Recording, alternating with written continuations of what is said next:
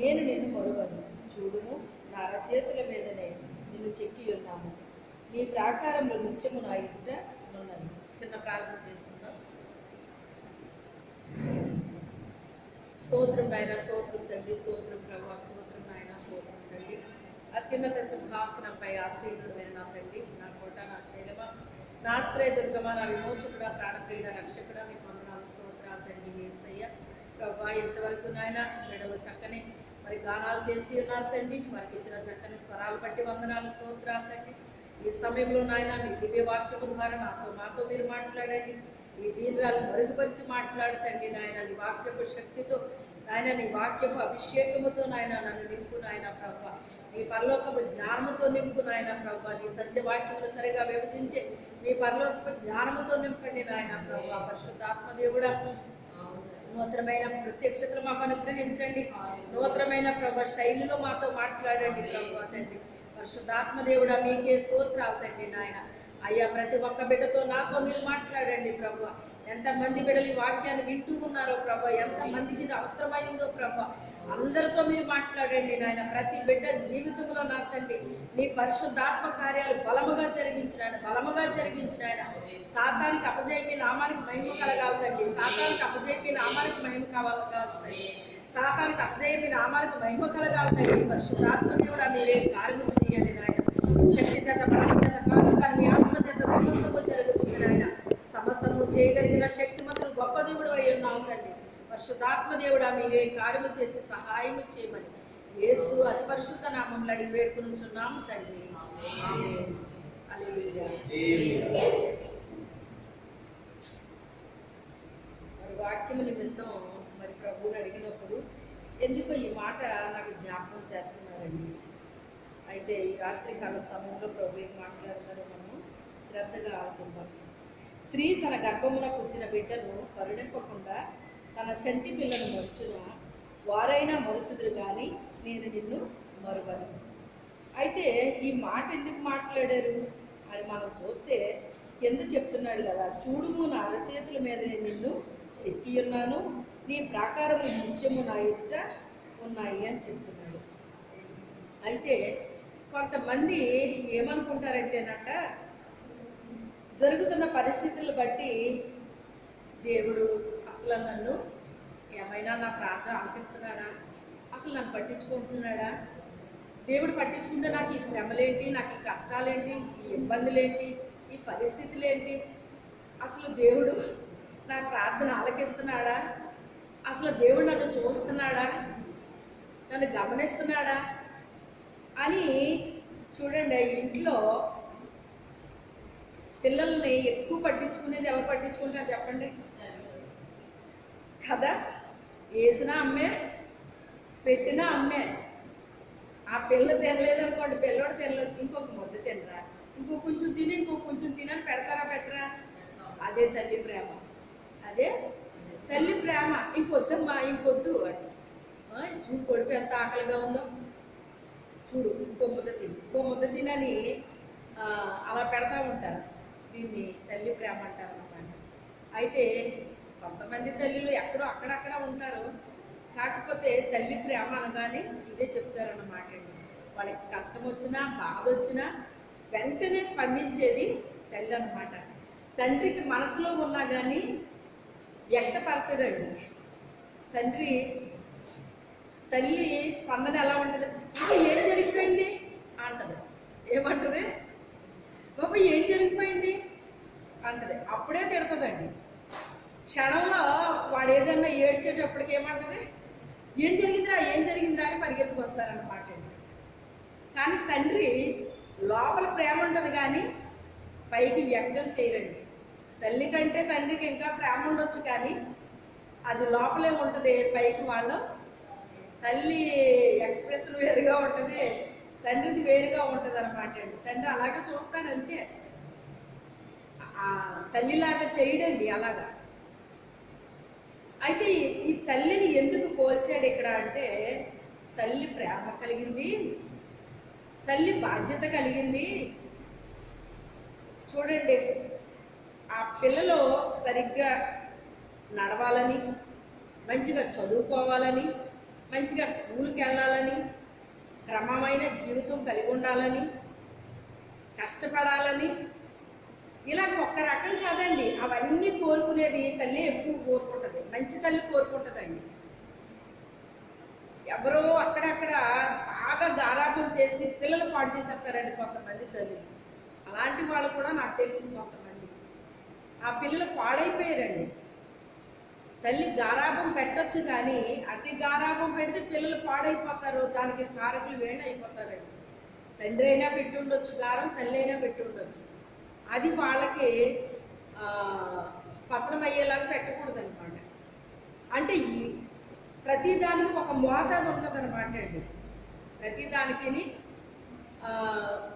కొన్ని క్రమశిక్షణ పెట్టాలి, ప్రేమ చూపించాలి. అలాగే అన్నిని ఒక్కొక్క మోతాదు ఉంటుంది అనమాట అండి. ఏదో ట్యాబ్లెట్స్ ఇది తీసుకోవాలి, ఇది తీసుకోవాలి అని ఇప్పుడు ఒకటి తెచ్చుకుంటామండి. అట్ట మొత్తం వేసుకుంటాం మనం. రోజుకు ఒకటో అరవై వేసుకోమంటారా? అలా వాడాలి మనం, అంతే తప్ప మొత్తం తెచ్చుకున్నాం కదా ఒకసారి జబ్బు తగ్గిపోద్దని మొత్తం వేసుకున్నాం అనుకోండి, జబ్బు తగ్గడం కాదు కదా, జబ్బు వస్తుంది, వేరేది వచ్చేస్తుందండి. ఇలాగా ఈక్వల్గా ఉండాలన్నమాట ప్రతిదీ కూడా. అటు ప్రేమ చూపిస్తూనే క్రమశిక్షణ కూడా పెట్టాలన్నమాట. అది మంచి తల్లి చేసే పనండి. అయితే ఇక్కడ తల్లిని ఎందుకు ఈయన తీసుకున్నాడు అంటే, చంటి బిడ్డను ఏం చేస్తుందంట? కరుణిస్తుందంటండి. ఎంత నిద్రపోయే తల్లికైనా నిద్ర ఎప్పుడు పోతుందో తెలుసా? ఎప్పుడు పోతుంది? బిడ్డ పుట్టిన తర్వాత ఆమె నిద్ర ఏమైపోయిందో ఎవరికి తెలియదండి. కంటికి రెప్పలాగా చూసుకుంటుందండి.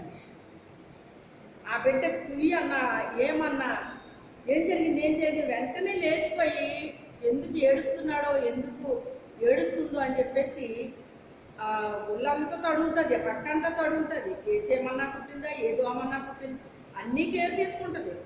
దోమ కొట్టకూడదు, చీమ కొట్టకూడదు, నా బిడ్డకి మంచిగా గాలి వేయాలి.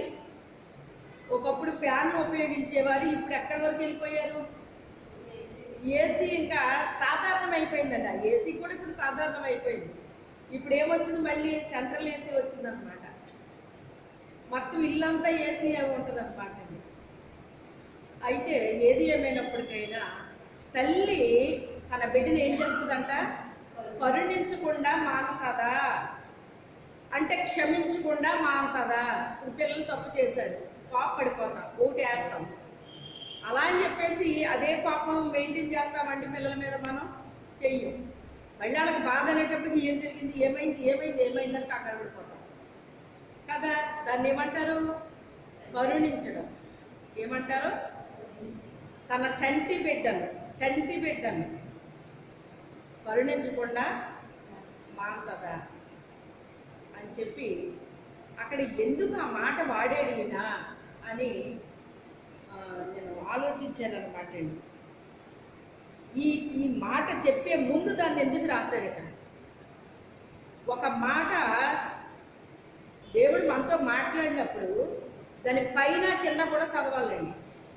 దాని పైన కింద కూడా చదివితే ఏ ఉద్దేశంతో అది రాయబడిందో, ఏం మనకు చెప్పాలనుకుంటున్నాడో మనకు అర్థమవుతుంది అన్నమాట. తల్లి తన చంటి బిడ్డని కరుణింపకుండా మానేస్తుందా? ఒకవేళ వారైనా మరుచుదురేమో కానీ, అంటే చంటి బిడ్డని మరిచిపోయే తల్లి ఉంటుందండి అక్కడన్నానే. చంటి బిడ్డని ఎవరో మర్చిపోరు. అంటే ఒకవేళ కొంతమంది జన్మనిచ్చి కూడా చనిపోయే తల్లులు ఉంటారండి. బిడ్డకి జన్మనిచ్చి చనిపోయే తల్లులు ఉంటారు. అప్పుడు మరి వాళ్ళని ఎవరు పోషిస్తారు? వాళ్ళని ఎవరు పెంచుతారు? మరి దేవుడా కాదా? ఎవరో హృదయంలోనో ప్రేమ పెడతాడు ఆయన. ఆ ప్రేమతో వాళ్ళు ఏం చేస్తారో పెంచుతారండి. అంటే ఇప్పుడు ఆ బిడ్డని ఎవరు కరుణించారు? తల్లి మర్చిపోయింది. ఇప్పుడు దేవుడు కరుణించాడు. ఎవరు కరుణించారు? దేవుడు కనికరపడ్డాడు ఆ బిడ్డ మీద. అలాంటి బిడ్డలు బాగా ప్రయోజకులు అవుతారండి. ఎందుకు ప్రయోజకులు అవుతారో తెలుసా? అసలు భూమి మీద శ్రమలో పడడం అంటే వాళ్ళే బాగా పడతారన్నమాట అండి శ్రమలో. కొన్ని కొన్ని సాక్ష్యాలు వింటూ ఉంటాం మనం.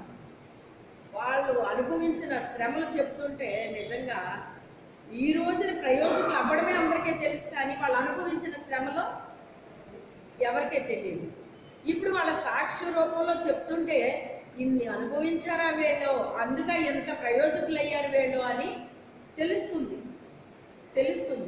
ఇంకోటి ఏంటంటే అన్ని శ్రమల గుండా వాళ్ళు వచ్చిన మూలాన వాళ్ళకి ఇక భయం ఉండదండి. ఏమొస్తుంది? ధైర్యం వచ్చేస్తుంది. దేనికి భయపడరు, ఇంకా ధైర్యం వస్తుంది అన్నమాట. ఒక్కొక్క శ్రమ వల్ల ఒక్కొక్క రకమైన ధైర్యం వచ్చేస్తుందండి. ఒక్కొక్క శ్రమ వల్ల ఒక్కొక్క ధైర్యం వస్తుంది అన్నమాట. ప్రతి దాన్ని తట్టుకునే శక్తి వస్తుందండి. శ్రమలో మొక్క ఎదుగుతుందట. ఎండకి ఏమవుతుంది? ఎదుగుతుందటండి. నీళ్ళున్న మొక్క ఎదగదటండి. శ్రమ లేకపోతే ఎదగదండి. అందుకే పిల్లల్ని ప్రేమించాలి, కానీ వాళ్ళకి ఏం పెట్టాలి? క్రమశిక్షణ పెట్టాలి. క్రమశిక్షణ పెట్టకపోతే కరెక్ట్గా ఎదగరాళ్ళు. ఎదుగుతారు కానీ వంకర్లు టెంకర్లుగా ఎదుగుతారన్నమాట. పొట్లకాయ వంకర తిరిగిపోద్ది. దాని స్వభావం అది కనుక దాని చివరి ఏం కడతారు? ఒక రాయి కడతారు. అది వంకర్లు తిరగకుండా కడతారు. తిరగకుండా ఉండేది ఏదో కొంచెం ఉంటుంది తప్ప ఎంతో అంత వంకర ఉంటుందా ఉండదా? ఎంత రాయి కట్టినా దాని స్వభావం అదే కనుక ఎంతో కొంత తిరుగుతుంది అనమాట అండి. కాకపోతే కట్టకపోతే మొత్తం వంకరలు తిరిగేస్తుంది అది. అందుకే క్రమశిక్షణ అనేటువంటిది పిల్లలకి తప్పకుండా పెట్టాలి అని చెప్పి మనం తెలుసుకోవాలి. ఇక్కడ వాళ్ళైనా మరిచిపోతారు కానీ నేను నిన్ను మరువను. ఎందుకు నిన్ను మర్చిపోను? అక్కడ చెప్తున్నాడు, ఆన్సర్ చెప్తున్నాడు. ఎందుకు మర్చిపోడంటేనంట, నిన్ను నా అరచేతిలో చెక్కాడటండి. చూడండి, మన చెయ్యి ఎలా చూసుకోమా మనం కదా. కొంతమంది వస్తారు చెయ్యి చూసి చెప్పేస్తారన్నమాట అండి. ఏముంటుందండి చేతిలో? అసలు వాళ్ళ జీవితం ఏంటో వాళ్ళకి తెలిస్తే ఊరంతా ఏం పెట్టారు ఎలా చెప్పుకుంటాను. వాళ్ళ జీవితమే వాళ్ళకి తెలియదు. అదంతా డబ్బుల కోసం తప్ప ఏమీ కాదండి. చేతిలో ఏమీ ఉండదు. ఏముంటాయి? రేఖలు ఉంటాయి అంతే. వాళ్ళ రేఖ బాగోతూ తిరుగుతున్నారంటండి ఊరు. ఇక వీళ్ళకి ఏం చెప్తారు వాళ్ళు? నరచేతిలో నిన్ను నేను చెక్కుకున్నాను నిత్యము. చూడండి, చెక్కి ఉన్నాను, నీ ప్రాకారం నిత్యము నా ఎదుటనున్నవి అంటున్నాడు. నా చేతిలో చెక్కాను అంటున్నాడు. చేతిలో చెక్కడం ఏంటండి? చేతిలో చెక్కడం ఏంటి అంటే చూడండి, పౌలు గారు రాస్తూ ఆయన ప్రధాన శిల్పి అని రాస్తాడండి. ఏమని రాశాడు? మన దేవుడు ప్రధాన శిల్పి అని రాశాడండి. శిల్పి అంటే ఏంటి? ఎవరినంటారు? ఒక శిల్పాన్ని చెక్కినప్పుడు శిల్పకారుడు అంటారండి. కొన్ని శిల్పాలని చెక్కుతారు వాళ్ళు. ఏ రాయిని పడితే ఆ రాయిని తీసుకోరు, అది రాదది. దానికి ఒక రాయి ఆ శిల్పం తయారవ్వాలి అంటే ఆ యొక్క శిల్పకారుడు దాన్ని చూసినప్పుడు దీన్ని నేను ఇలా చెక్కాలి అని ఒక దర్శనం చూస్తాడు. ఏం చూస్తాడో? అది ఇంకా రాయే, అది ఇంకా చెక్కలేదు, కానీ అతను ఏం చూస్తున్నాడు? దీన్ని నేను ఇలా తయారు చేయాలి అని ఒక దర్శనాన్ని అతను చూస్తున్నాడు. ఆ రాయిని చూసి ఆ రూపాన్ని చూస్తున్నాడు. అక్కడ చూసి ఏం చేస్తాడండి? ఆ రాయిని తీసుకుంటాడు చేతిలోకి. తీసుకుని రకరకాల పనిముట్లు దాని మీద ఉపయోగిస్తాడండి. ఏం చేస్తాడో? రకరకాల పనిముట్లు ఉపయోగిస్తాడు ఒక రాయిని చెక్కడానికి. సుత్తిని వాడతాడు, శానను వాడతాడు. ఇలాగ మనకి తెలియదండి అతను ఏమేమి ఉపయోగిస్తాడో. చాలా పనిముట్లు అతని దగ్గర ఉంటాయండి. దానితో అతను వర్క్ చేస్తాడు. దాని మీద వర్క్ చేసినప్పుడు దాన్ని ఒక రూపాన్ని తీసుకురావాలి. అతను ఏ రూపమైతే దానికి ఇవ్వాలనుకున్నాడో ఆ రూపాన్ని తీసుకురావడానికి అతను తన దగ్గరున్న ప్రతి పనిముట్టిని దాని మీద ఉపయోగిస్తాడండి. అర్థమైందా? అంటే మన ఇంటిలో ఉన్న కొంతమంది మన మీద వర్క్ చేస్తారు. భర్త అయ్యి ఉండొచ్చు, భార్య అయ్యి ఉండొచ్చు, పిల్లలు అయ్యి ఉండొచ్చు, అత్త అయ్యి ఉండొచ్చు, మామ అయ్యి ఉండొచ్చు, తల్లి అయ్యి ఉండొచ్చు, ఎవరన్నా అయ్యి ఉండొచ్చు అండి. అంటే ఆయన దగ్గర ఉన్న పనిముట్టేది ఏంటది, దాన్ని మన మీద వాడతాడు ఆయన. వాళ్ళు అనవసరంగా రారు మన మీదకి. ఎవరు వాడుతున్నారు? ఆయన వాడుతున్నారు. అందరి మీద వాడతాడండి ఆయన. అందరి మీద వాడండి. ఏ వ్యక్తినైతే ఒక శిల్పముగా తయారు చేయాలని అనుకున్నాడో ఆ వ్యక్తి మీద వాడతాడు. అందరి మీద వాడండి. అందరి మీద వాడది. ఆ రకంగా తన దగ్గరున్న పనిముట్లు ఉపయోగించి దాని మీద ప్రయోగిస్తూ ఉంటాడండి ఆయన. ఎక్కడ ఏ రీతిగా దాన్ని చెక్కాలో ప్రతి దాన్ని కూడా ఆయన, పెద్దది ఉంటుందండి, చిన్నది ఉంటుంది, సుత్తు ఉంటుందండి. సుత్తు పెద్దగా ఉంటుంది, ఇంకోటి ఉంటుంది అది చిన్నగా ఉంటుంది, అదో శాన అంట, అది చిన్నగా ఉంటుంది. అలాగే అందులో రకరకాలు ఉంటాయన్నమాట అండి. అంటే మనము చూడండి, ఏరా నీకు కూడా సులభనైపోయినా నేను అంటున్నారా లేదా మీ పిల్లల్ని? అంటే మన ఇంట్లో ఉన్న పిల్లోడు పిల్ల కూడా మన మీద ఏం చేస్తారు? మనల్ని చెక్కడానికి వాళ్ళు ఉపయోగపడుతున్నారు. అర్థమైందా? వాళ్ళ మన మీద ప్రయోగాలు చేస్తుంటే అప్పుడు మనకు వచ్చేది ఏంటో తెలుసా? సహనం వస్తుంది. ఏమొస్తుంది?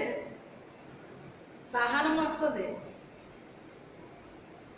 ఓపిక వస్తుంది, దీర్ఘశాంతం వస్తుంది. ఇవన్నీ వాటిల ద్వారా వస్తాయండి మనకి. మనల్ని ఎవ్వరూ ఏమి చిన్న మాట అనకపోతే మనకి ఇవన్నీ ఎలాగొస్తాయండి?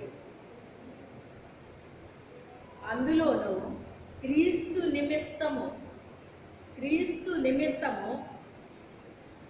నా నిమిత్తము మీరు హింసించబడి నిందించబడి మీ మీద చెడ్డ మాటలెల్లా పలుకున్నప్పుడు మీరు సంతోషించి ఆనందించండి, మీ ప్రతిఫలం పరలోకములో అధికమవుతుంది అన్నాడు ఆయన. దేవుని కొరకు అనుభవించాలండి మనం. ఎవరి కొరకు? దేవుని కొరకు అనుభవించాలి. ఎందుకు అనుభవించాలి? మన ప్రతిఫలం ఎక్కడ పెరుగుతుంది? అది ఇక్కడ పెరగవచ్చు, పెరగకపోవచ్చు, అది వేరే సంగతి. కానీ మన ప్రతిఫలం ఎక్కడ పెరుగుతుంది? ఎవరి నిమిత్తం అనిపించుకుంటున్నాం? ప్రభు నిమిత్తం అనిపించుకుంటున్నాం. అది గుర్తుపెట్టుకోవాలి మనం. దేవుని నిమిత్తము నువ్వు అనిపించుకుంటున్నావు అంటే దాని వలన నీకు ప్రయోజనం ఉంది, దానికి ప్రతిఫలం ఉంది. ఇది గుర్తుపెట్టుకోవాలి మనం. ఇది గుర్తుపెట్టుకోవాలి. అయితే ఆయన ప్రధాన శిల్పి ఆ వ్యక్తిని ఏం చేస్తున్నాడట? ఒక అందమైన శిల్పంలాగా చెక్కాడట. నీ చేతితో నన్ను చెక్కుము, నన్ను నిప్పు అని ఒక మంచి పాట రాశారండి భక్తుడు. ఆయన చేతితో మనల్ని ఏం చేస్తున్నాడట? చెక్కుతున్నాడటండి. అందరినీ చెక్కడండి, ఏర్పాటు చేయబడిన వారిని చెప్తాడండి ఆయన. ఎవరిని ఏర్పాటు చేసుకుంటాడు? కొంతమందిని. పిలవబడిన వారు అనేక మంది, కానీ ఏర్పాటు చేయబడిన వారు కొద్ది మంది. ఆ కొద్ది మందిని ఏం చేస్తాడట? చెక్కుతాడండి. తనకి కావలసిన రూపాన్ని దానికి ఇస్తాడండి. తనకి ఎలాగ కావాలని కోరుకుంటున్నాడో ఆ రూపాన్ని ఆ శిల్పానికి ఇస్తాడు ఆయన. ఆ శిల్పంలో మనం ఉంటే మనల్ని చెక్కేస్తాడు ఆయన. ఆ శిల్పంలో మనం ఉంటే మనల్ని చెక్కేస్తాడు ఆయన. కుయ్యో అన్నా ముర్రో అన్నా ఏమన్నా ఇంకేం కుదరదంట. ఎక్కడ పడ్డాము? జీవము కలిగిన చేతిలో పడుట భయంకరం కాదట, బహు భయంకరం అంట. ఒకప్పుడు నాకు తెలియక ఆ మాట చదవాలంటే భయం వేసేదండి. నాకు చాలా భయం వేసేది. ఎందుకంటే దాని గురించి ఎవరో చెప్పేవారు కాదు, చదువుతుంటే భయం వేసేది.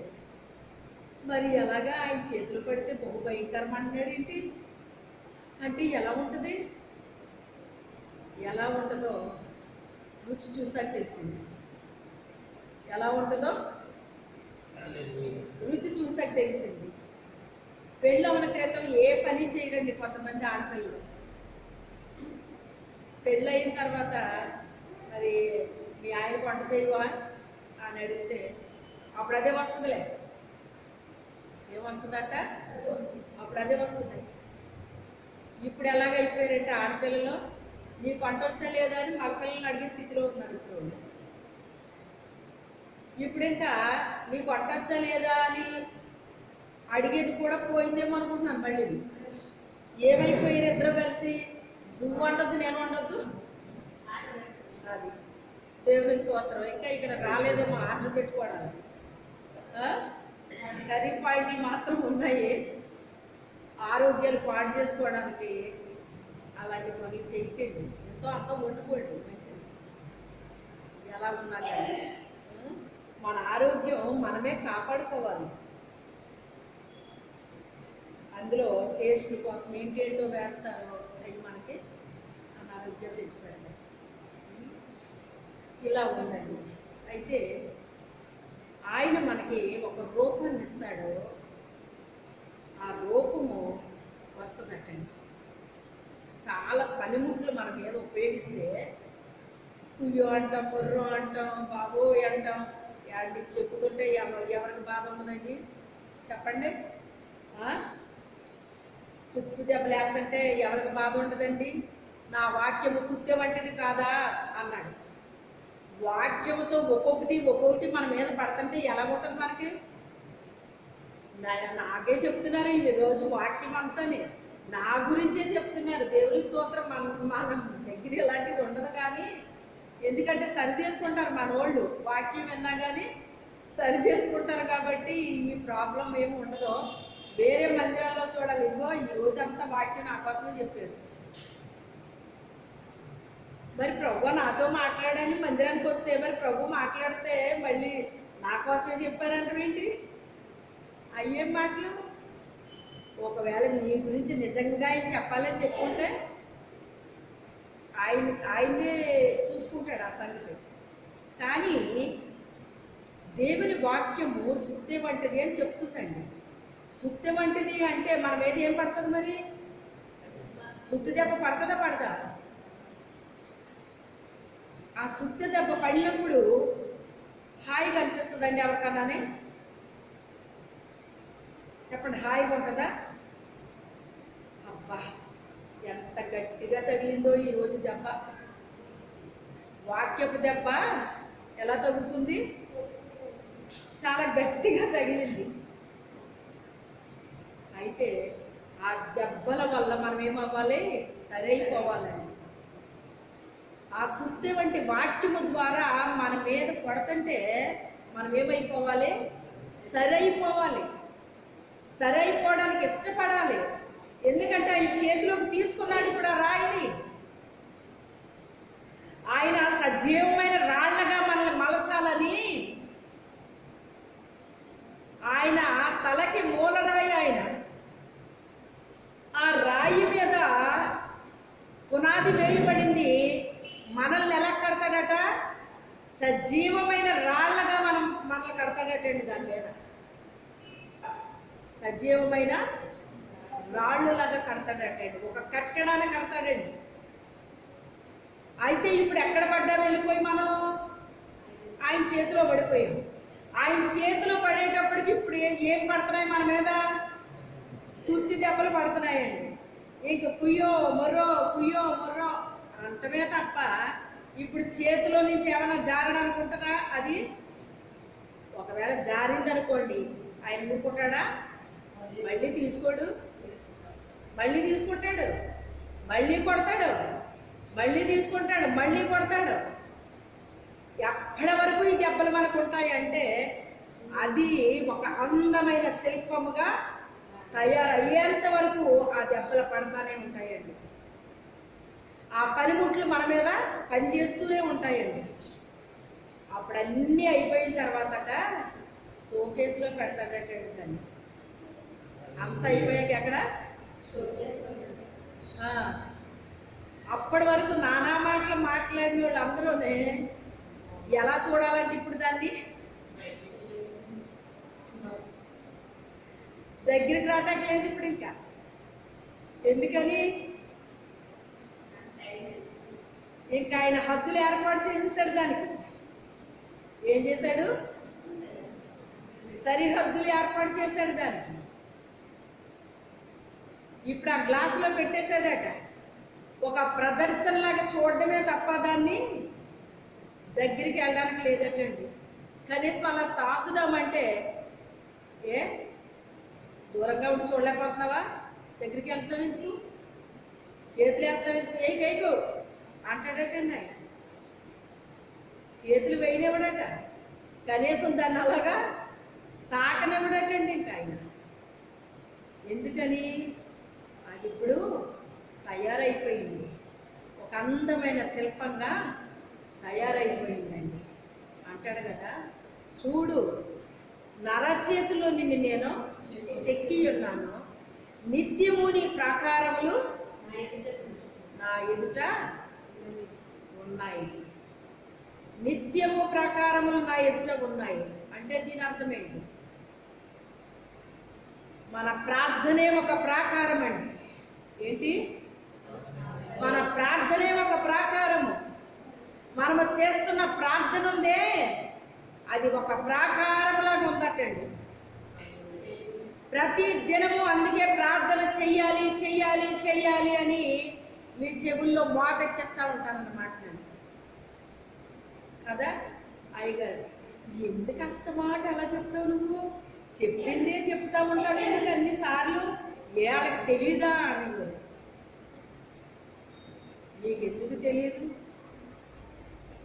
తల్లి తన బిడ్డకి ఇన్నిసార్లు చెప్పడం అని అన్న వద్దు ఉంటుందా? ఉండదు. ఆ బిడ్డ సరయ్యేంత వరకు, ఆ బిడ్డ రైట్ అయ్యేంత వరకు, ఒకవేళ రైట్ అయిపోయినా తొలగిపోతుందేమో అని, వెనక్కి తిరుగుతుందేమో అని తల్లి ఎప్పుడు కూడా మౌనంగా ఉంటుందండి? ఉంటుందో చెప్పండి. ఉదయం లేచి ప్రార్థన చేసుకుని మా పిల్లలు లేపేసేదాన్నండి. లేపేస్తే ఈవేళ సెలవు, పడుకొని అన్నాను. ఈవేళ పడుకొని సెలవే కానీ ప్రైవేట్ ఉంటుంది కదా, మరి పంపించాలి కదా. ఎప్పుడు పిల్లల బాధ్యత ఆయన మీద నేను ఎప్పుడు పెట్టలేదండి. ఆయన లేపాలి, ఆయన పంపాలి, ఆయన ఏదో చెయ్యాలి, ఎప్పుడు కూడా ఆయన మీద బాధ్యత వేయలేదు అసలు నేను.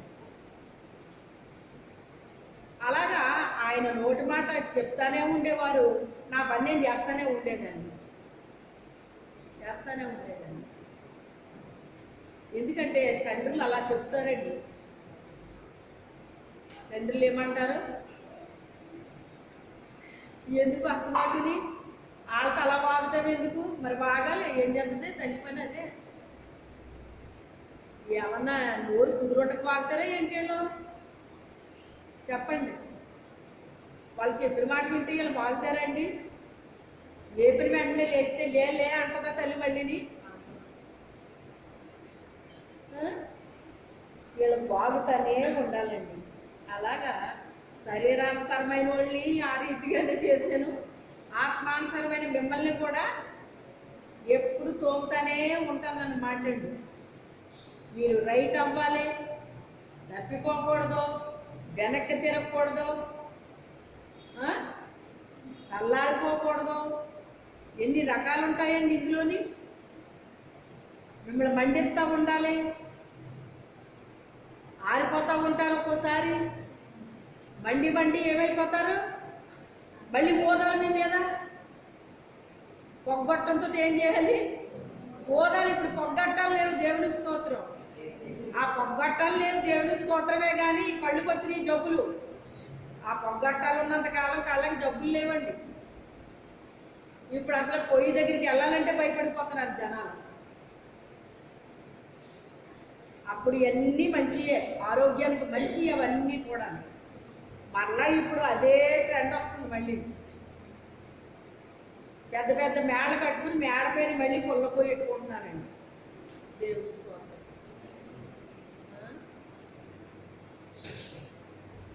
అయితే మన ప్రాకారాలు ఆయన ఎదుట కనబడుతున్నాయంటున్నాడు.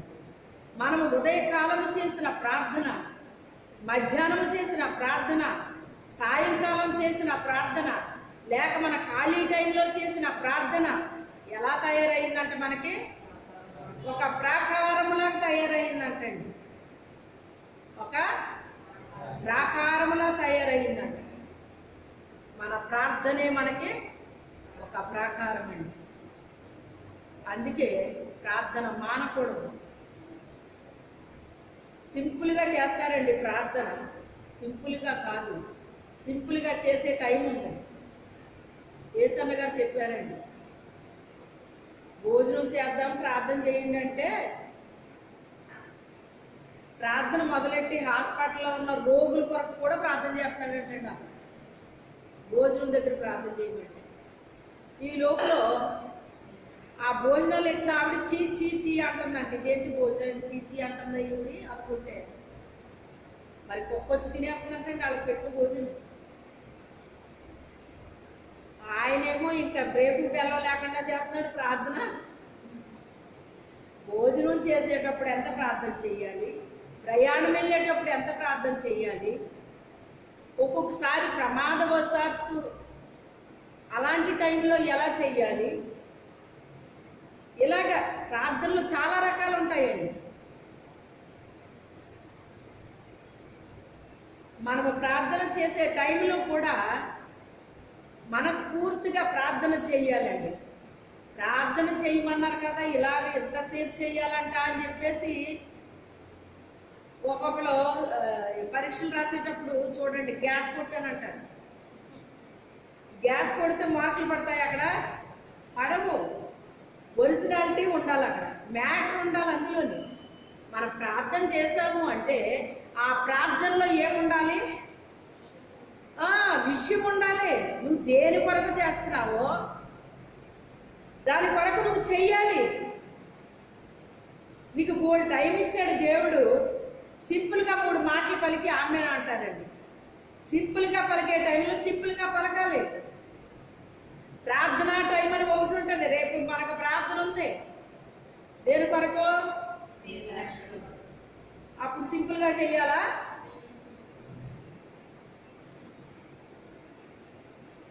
దేని కొరకు మనకు చెప్పాడో దేవుడు దాని కొరకు మనము భారము కలిగి ప్రార్థన చెయ్యాలి. దానికి ఒక లిమిట్ ఉండదు. 5 నిమిషాలు 10 నిమిషాలు ఈ లిమిట్ ఉండదు. ఎంతసేపు అన్నా చెయ్యొచ్చు, కానీ అందులో అంశం ఉండాలండి. అంశం లేకుండా మనం అరగంట చేసి గంట చేసి ఏ ప్రయోజనం ఉండదు. అలా అన్నారు కదా అని 3 మాటల్లో తెమల్చకూడదు. దేని కొరకు దేవుడు మనకు ప్రార్థన చేయమని చెప్పాడో దాని కొరకు మనం ఏం చేయాలి? ప్రారంభం కలిగి ప్రార్థన చేయాలండి. మనకెందుకు చెప్పాడు ఆయన చెయ్యమని? అందరికీ చెప్తారండి? చెప్పండి, అందరికీ చెప్తారా? మనకెందుకు చెప్పాడో మనకు తెలియదు కనుక మనం ఏం చేయాలి? భారం కలిగి ప్రార్థన చేయాలి. ఏ ప్రార్థన చేసేవాళ్ళు ఎవరు లేరండి. సమూయేలు మాత్రమే. అతని పేరు ఎందుకు లిఖించబడింది అందులో?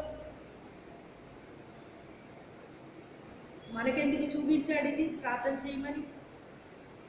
ఇది 2017లో జూన్లో ఇది స్టార్ట్ అయ్యిందండి. దేవుని కృప వల్ల అలాగా జరుగుతుంది. మన ప్రార్థన అంట ప్రాకారంలాగా కనబడుతుందంటండి. నరచేతిలో చెక్కాను నిన్ను, అక్కడ ఇక్కడ చెక్కలేదు. నరచేతిలోకి తీసుకున్నాను నిన్ను నేను. నా చేతిలో పడ్డావు. నా చేతిలో పడేటప్పటికి నిన్ను పట్టుకుని నేనేం చేస్తున్నానో చెక్కుతున్నాను నిన్ను. నిన్ను ఒక రూపం వచ్చేంత వరకు నిన్ను నేను విడిచిపెట్టను. నీకేమి రావాలి? ఒక అందమైన రూపాన్ని నీకు తీసుకురావాలని నేను అనుకుంటున్నాను. అనేక మంది నిన్ను చూసి ఆకర్షించబడేటట్టుగా ఒక అందమైన రూపాన్ని నీకు నేను పెట్టాలనుకుంటున్నాను. అప్పటి వరకు నా చేతిలోంచి నేను విడిచిపెట్టను. నువ్వు కుయ్యో అనలేదు, పొర్రు అనలేదు, ఏమనలేదు. నిన్ను నేను వదలను.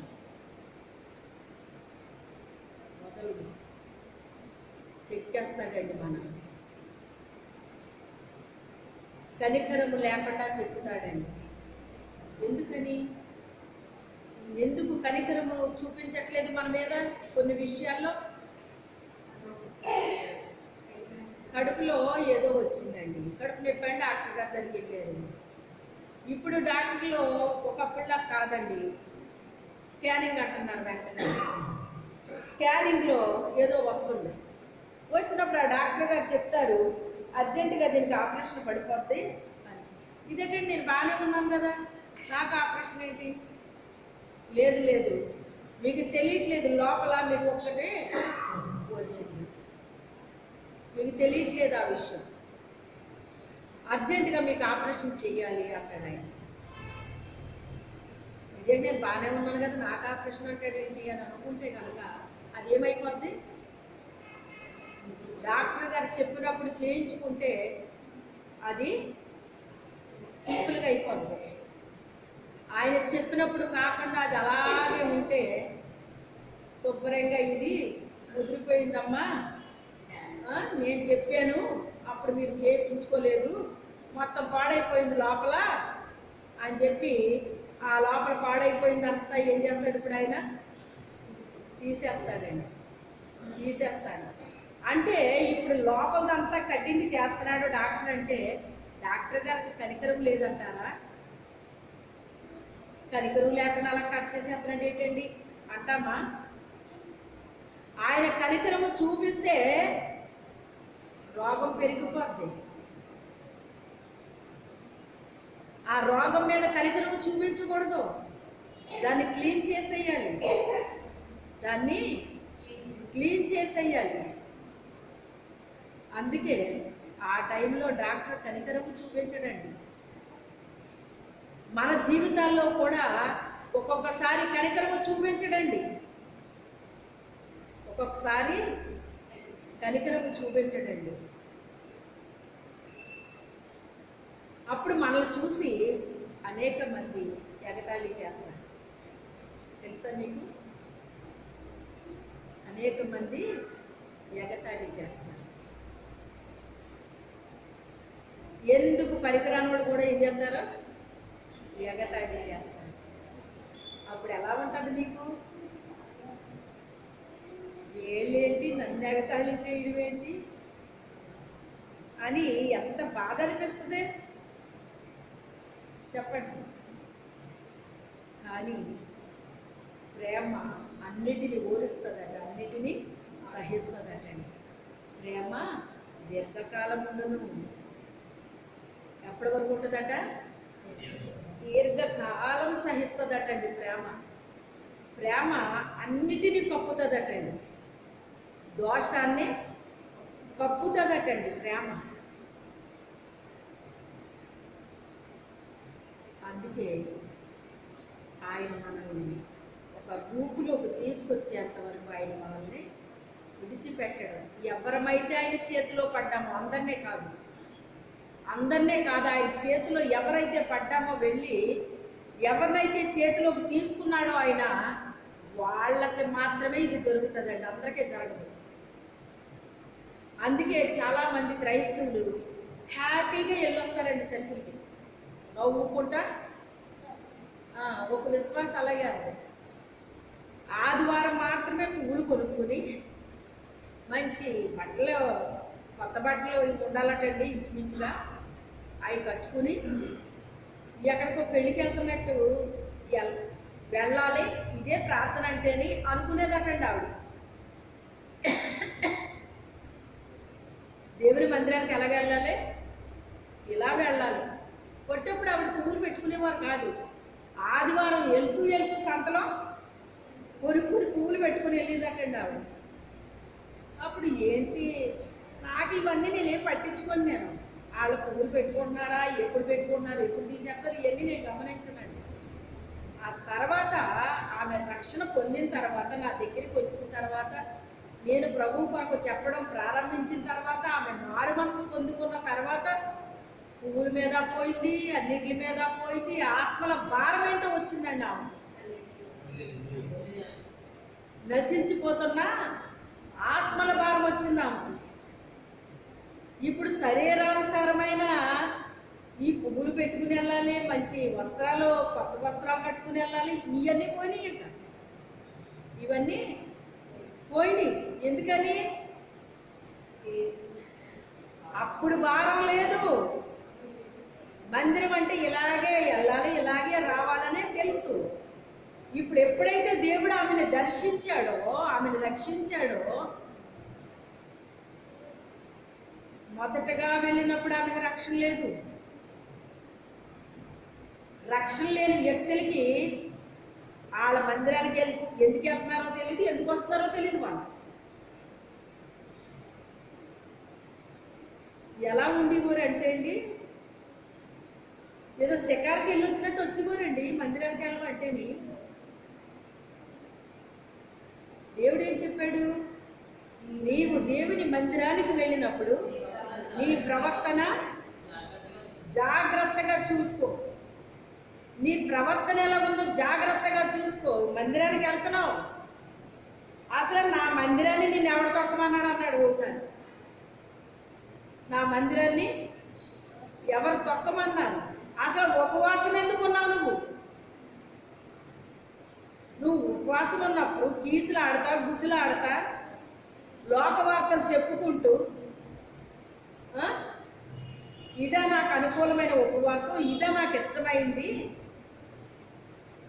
అని చెప్పి, అసలు నేను ఉపవాసం ఎవరు ఉండమన్నారని అడిగాడు ఆయన. అర్థమైందా? నేను లోతైన అనుభవంలోకి వెళ్ళే కొద్ది అనేక విషయాలు తెలుసుకున్నానండి. నేను లోతుకి వెళ్ళే కొద్ది తెలుస్తుందండి మనకి. పైన ఉంటే ఏమీ తెలియదండి. లోతుకి వెళ్ళాలి. ఆత్మీయ జీవితంలో లోతులకి వెళ్ళాలి. మనం లోతులకి వెళ్ళే కొద్ది అనేకమైన అనుభవాలు ఉంటాయండి. మనకి అనేకమైన అనుభవాలు ఉంటాయి. పైన ఉన్న వాళ్ళకి ఏ అనుభవాలు ఉండవండి. ఏ అనుభవాలు ఉండవు.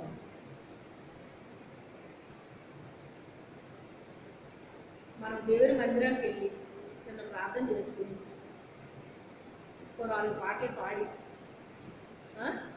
వాక్యం వేసి, అలా చిన్న ప్రార్థన చేసుకుని మనం వెళ్ళిపోయామనుకోండి, అనుభవం ఎలా వస్తుంది మనకి? చెప్పండి, ఎలా వస్తుంది మనకు అనుభవం? లోతులకి వెళ్ళాలి. ఆవిడికి మందిరంలో రాలేదు అనుభవం. ఎక్కడొచ్చింది? అనేక మంది నేర్చుకున్నారండి నా దగ్గరికి వచ్చి. ఎందుకని? వారికి బోధించాను. నా దేవుని గురించిన సత్యము వారికి బోధించాను. అప్పుడు అర్థమైంది వాళ్ళకి. రక్షణ అంటే ఏంటో తెలియదు, మారు మనసు అంటే ఏంటో తెలియదు, ఆత్మల భారం అంటే ఏంటో తెలియదు. ఏమీ తెలిసేది కాదండి, ఏమీ తెలిసేది కాదు. ఆ తర్వాత అవన్నీ తెలుసుకున్న తర్వాత వాళ్ళకి ఆత్మల భారం ఏంటో వచ్చింది. నశించిపోతున్న ఆత్మల కొరకు భారం కలిగి ప్రార్థన చేయడం నేర్చుకున్నానండి. ప్రార్థనాపరులు అయ్యారండి, సేవకులు అయ్యారండి. మనకున్నది అవతల వాళ్ళకి అంటిస్తామండి. అవునా కదా? మనం కాదంటేనే కదా అవతల వాళ్ళకి అంటుకుంటుంది. అవునా కదా? మనమే చల్లకపోతే ఇంకా వాళ్ళకి ఏమంటిస్తాం మనం? మనం మండుతూ ఉండాలండి. అనేక మందిని మనము మండించాలి, ఓదాలి. మీ మీద ఏం చేయాలి? ఓదాలండి. ఊదితే చిన్న నిప్పున్నా కూడా అది ఏమవుతుంది? మళ్ళీ ఆ పైన ఉన్న బుగ్గంతా పోతుంది, మరలా అది ఎర్రగా మండుతుందండి. అది దాని మీద మళ్ళీ ఏదైనా పచ్చిది పెట్టినా కూడా అది ఏం చేస్తుంది? అంటుకుంటుంది, కాలుతుందండి. అది కాలే పుల్ల మధ్య పచ్చి పుల్ల పెట్టినా కూడా కాలుతుందటండి. అందుకే ప్రార్థనా పరులతో కలిసి ప్రార్థన చేస్తే మనకి ప్రార్థనా జీవితం లేకపోయినా వాళ్ళ బట్టి మనకు ప్రార్థనా జీవితం వస్తుంది. అది వాళ్ళ బట్టి వస్తుంది మనకు ప్రార్థనా జీవితం. మన దగ్గరికి వచ్చిన వారు చిన్ని ప్రార్థన చేసేవారండి. 5 నిమిషాల ప్రార్థన, 10 నిమిషాల ప్రార్థన చేసేవారు గంటలు గంటల ప్రార్థన చేసే స్థితిలోకి వెళ్ళిపోయారండి. ఎందుకని? ప్రార్థన మంట వాళ్ళని అంటుకుంది. ప్రార్థన మంట అంటుకుంది. ఎంతసేపు చేయని ఎవరికి చెప్పలేదు, కానీ వాళ్ళంతటా వాళ్ళే ప్రార్థన చేస్తుంటే ఇక ఆపేవారు కాదండి, ఆపేవారు కాదు. ప్రార్థనా మంట కావాలండి. ఈ చివరి దినాల్లో మనం ఏ లిస్టులో ఉన్నామో ఆ పనిని మనం చెయ్యాలి. మనకు అప్పగించింది ప్రార్థన చేయమని, ప్రార్థన చెయ్యాలి. మనం ప్రార్థన చేసే గుంపులో ఉండాలి కంపల్సరీ. మనం తప్పకుండా ఉండాలి. సొంత పని కొంత మానుకునైనా ప్రార్థనలో మనం ఉండాలండి. రేపు ఎంత ముందు వస్తారో చూస్తాను, ఎంత ప్రార్థన చేస్తారో చూస్తాను. అది